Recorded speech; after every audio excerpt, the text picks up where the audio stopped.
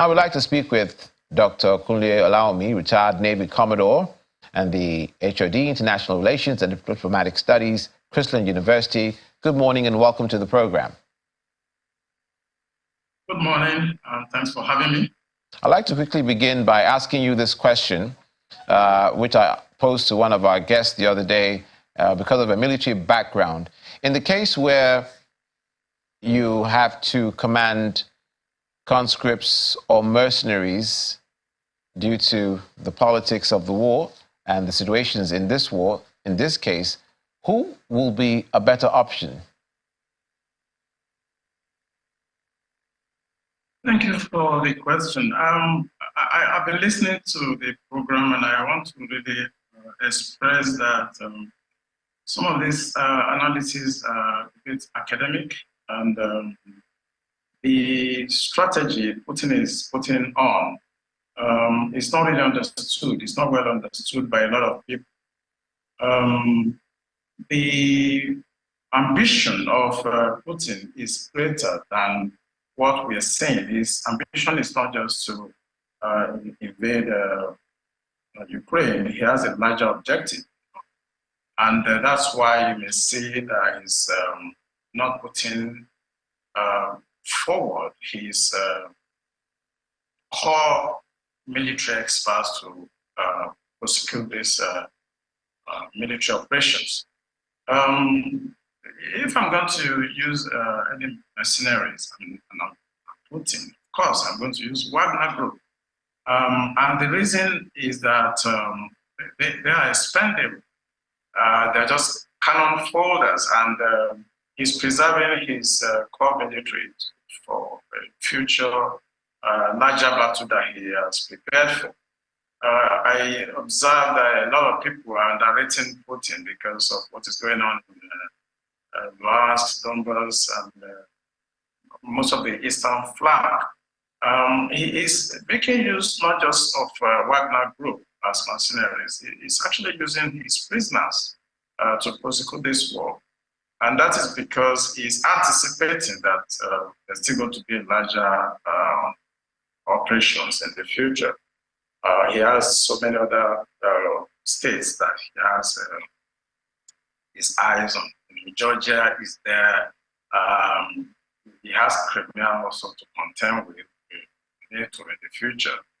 NATO, they have their eyes on Crimea, and Putin is not being stupid by what he's doing. Most of the weapons he's using as well, they are just inventories that were used during the Second World War, and he needs to get rid of them. So using mercenaries is a strategy for him, using them as cannon fodder, wearing down the Ukrainian forces, and getting ready for a future war with NATO possibly. An interesting perspective at the beginning of your submission just now, saying that Putin has maybe bigger fish to fry. He has a larger objective. That's echoing the sentiments of the Danish Prime Minister Mark Rutte, who says that there are greater consequences for other countries if Putin is allowed to win this war. But others have said that that's too far-fetched, and he just wants to deal with the Ukrainian situation because of the proximity Ukraine has with Russia and its alliance, his proposed alliance with NATO. So when you say that, do you think Putin wants to annex other regions in other former Soviet republics? Well, that is correct. You know that his ambition is actually to go back to the time of USSR. And if I'm the commander-in-chief of Russian Federation, I'm going to apply the same strategy. People are just underrating his ways and means. I think what he just wants to do is to punish Ukraine as much as possible now. Fight a war for attrition, using prisoners, using Wagner troops, using other mercenary groups, and waiting for NATO to make mistakes. He has more in the often. He has withdrawn all his combatant ships from the Black Sea, near Crimea, and even near the Ukrainian borders. Why is he doing that? Doing that because he doesn't want to damage his ships now. He's reserving them for the future. So he's still going to, his plan is to annex as much as possible all those former USSR breakaway regions, and he's biding his time. I like his strategy, and I think he's doing very well. He has achieved the first objective. People may not know that. By annexing those breakaway regions in Ukraine, he has ensured that Ukraine cannot join NATO anymore. Because if you are at war perpetually and some of your states has been annexed, so if you attack the eastern regions, the Donbass basically, then you will be attacking the Russian Federation. You're attacking the state of Russia. So he has achieved that, that Ukraine cannot and will not be able to join NATO in the future. Annexation is different from recognition of independence of states. So if you have annexed a place, then it becomes part of you. And if Donbass region is part of Russia today, then they cannot join NATO. So he has achieved that. And I think, I don't want to advise Ukrainians or the European Union or NATO, but I think what you can do to stop Putin from doing this is perhaps to activate the 1952 establishment of the EDC. EDC was established around 1952. It was opposed by France, and if I remember, I think it's I think they call them the Putins organization of countries. Or you have the Italians, you have Germans, and you have the Italy. If those countries, which Ukraine is a signatory, can go into Ukraine, they have rights to be there. The Germans, the Italians, the French, they have right to be there because they would not go there as NATO. But if they allow this cat and mouse to go on, and mistakes are made along the line, Russia has enough to actually prosecute the expansionist policy that he has determined to do. It's going to expand it to smaller regions, and it's very difficult because a nuclear state, it's going to be difficult for them to contain him. Is that, well, obviously they've denied this, that their intention is not this proposition that you mentioned, but what then, therefore, do you think the role of the countries supporting Ukraine are playing? How much of an impact do you think then they're going to have? We have countries such as Poland who are diametrically opposed to Russia. They're very hard line. They do not want to have anything to do with mediation. They adopted the same posture that Ukraine has adopted. We have countries like Australia, we have Canada, we have the United States, we have countries in the EU who are not in any way trying to be neutral against Russia. So with the support that these countries are giving to Ukraine, do you think, therefore, that they will put a nail in the coffin or a wrench in the works of President Putin? No, not at all. If you observe the global international security environment now, yeah, you can say Putin is a great power, but I think he's a superpower, and he's very smart. He has started long ago to form BRICS, and if you look at it, the BRICS arrangement is expanding. So he has equal allies that can contain the West. You know, you have countries like China. Whether you like it or not, China is with Russia because they have their eyes on Taiwan. And you have other countries that are great. India is with him, and Brazil, South Africa, and some other countries that are quite powerful, Iran. So I don't really think the allies are particularly having upper hand today. North Korea is also there, and is very rational, very erratic. So I think the NATO countries have a limited objective, and that's to weaken Russia as much as possible. As I said earlier in this program, this conflict you are seeing today is going to be protracted. Mediation is very hard. Negotiation is very hard, except the Ukrainians, are persuaded to let go the about 18% or 20% of their territory that has been taken right now. But where does that leave Crimea?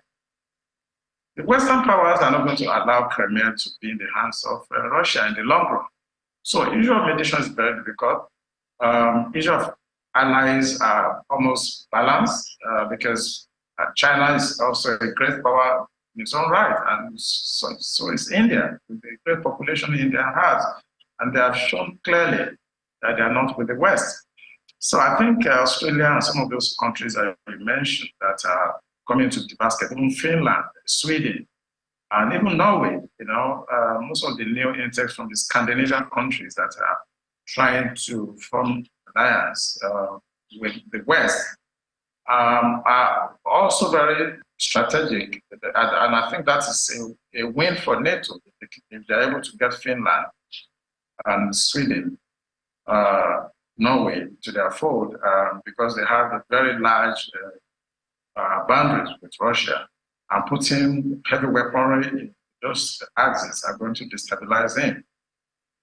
But having said that, China has its own interests in Taiwan, and I think it's going to stick with Russia. So the issue of alliance, I think, is equally balanced. Therefore, do you think that Brazil's President Lula da Silva's position that the countries should stop, supporters of Ukraine should stop arming Ukraine and sending weapons, and there should be a consensus amongst countries who are neutral to come forward to try and mediate, do you think that this will work? It's not going to work. The objective is to prolong what is going on in Ukraine and to pin down Russia, to get him busy. Again, as I said, Ukrainians themselves are not going to allow Russia to get away with the Donbas region and even the place that was taken, Crimea, sorry. And I've tried to evaluate the possibility of mediation or maybe trying to negotiate. The window now is very narrow because the United States of America have their own objective there, and I'm not sure the US is going to miss this opportunity to also punish Russia and to keep them busy. It's just going to be a stalemate right now. Remember, this war started about 442 days ago, and it has gone through almost the phases of warfare. The first phase is the intelligence. Now the war is going on, that's the second phase. And now they are occupying places, that's the third phase. So if you are going to talk about pacification, which is the last stage, it's going to be difficult with the United States. It's not because Ukraine may not want peace, but because the United States is seeing this as an opportunity to grind Russia for a long time. So I'm not really very optimistic that we're going to have peace quickly as we are looking. Seen other military operations that have taken place over in Afghanistan and so on. Some of these things takes about 8 years, 5 years, 10 years. So we shouldn't be too optimistic. It's too early in the day to start talking about pacification. I'm not very sure that's going to happen soon. We certainly hope that the worst case scenario in that regard does not happen. But therefore, is there merit in the argument that the Ukrainians are going down this road and they will continue to do so until they have everything that they've asked for with pushing the Russians out? Is there merit in that argument that those people who are saying that there's a proxy war And people are using this, so countries, the nations are using this conflict as an opportunity to fight a proxy war with Russia. You think there's merit in that argument? Oh, absolutely. That's what's going on. And it's very convenient for the United States because they're very far away from the scene of operation. So very convenient for them to keep on throwing as much weapons as possible and giving them loans to prosecute this war forever. It's in the interest of the United States for this war to continue. And when you see this proxy war, I mean, people talk about proxy wars in Yemen, they talk about proxy war in Syria, in some other areas, even in Libya. It's an issue between Russia and the United States and the Western powers. But what we are having in Ukraine is completely different. It's completely different. We are not going to be able to compare what is happening in Ukraine to what is happening in Syria and in other places. This is like a God-sent opportunity for United States. You saw what happened in Afghanistan recently, where they were displaced out of the place. The undercurrent is that Russia and some other countries were actually helping the Taliban, and they displaced the United States out of that. So they're not going to allow this opportunity to go by. They're going to keep fighting in that place. It's not about Ukraine going on until their demands are made. It's about United States pushing Ukraine to continue fighting. And when you see this kind of fight where, you know, it's proxy indeed, but you see a lot of countries that are lining up, and when you look at proxy war that is actually tainted with asymmetry in the scale that we are seeing, it means one thing, that the West are going to use this opportunity to actually put Putin where he belongs. If this was going to end, as you are very anxious, it's not going to end the way a lot of analysts are looking at it. Maybe if somebody take out Putin, that is, Russia basically implodes, apart from taking out Putin.